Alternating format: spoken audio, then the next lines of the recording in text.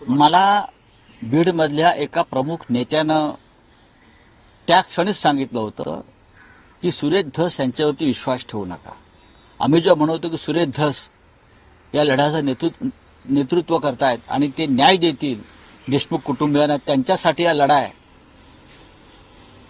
मला तेव्हा लोकांनी समजावलं की तुम्ही धस यांची बाजू घेऊ नका.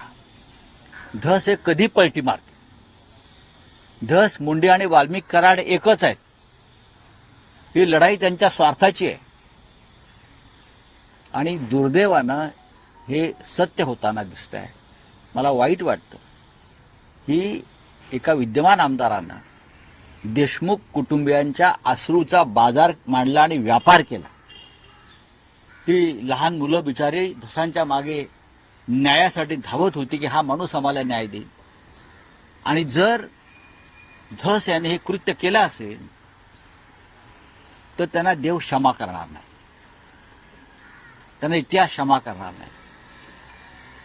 असा खोटारडेपणा जर त्यांनी केला असेल आणि पाठीत खंजीर खुपसला असेल देशमुख कुटुंबियाचा, तर बीडची जनता नाही, राज्याची जनता हे लक्षात ठेवेल की तुम्ही जे कृत्य केलेलं आहे ते पाप आहे आणि त्या पापाला क्षमा नाही. विश्वासघात केला धसांनी. जर त्यांनी तसं केलं असेल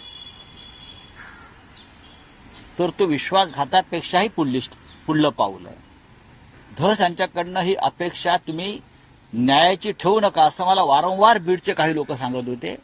त्यांचं म्हणणं असं होतं की वाल्मिक कराड, सुरेश धस आणि धनंजय मुंडे हे एकच आहे. एका नाण्याला दोन बाजू असतात, या तीन बाजू आहे. पण मी विश्वास ठेवला नाही. तरी मला अपेक्षा आहे की धस यांच्याकडनं असं कोणतंही कृत्य होणार नाही.